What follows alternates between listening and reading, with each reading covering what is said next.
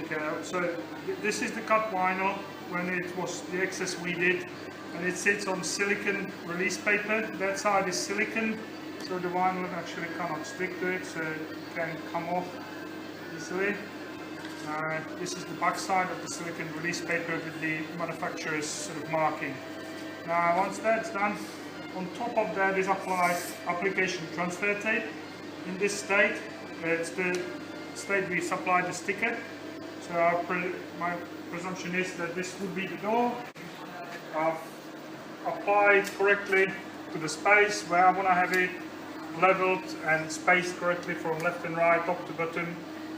So this is just to sort of, yeah, I'm happy with that. Now I would create the hinge. So I'll take a bigger piece of the sellotape or paper tape or any sort of tape you have.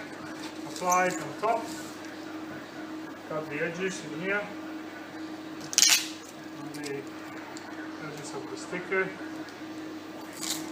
Now I would turn it upside down, like so. Use a bit of pressure to make sure that the lettering stays on the transfer tape. Squeeze it down and slowly release the release paper.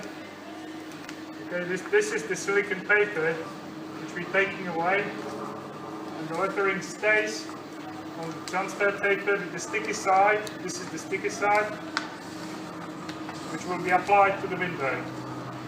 Now once I'll take that away, I'll place it back to the position, make it flat and stretch, take the squeegee,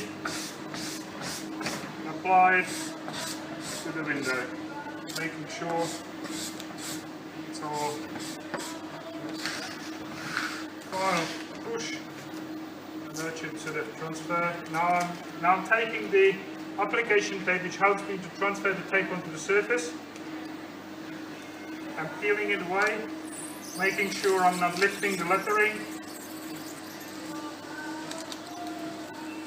And this way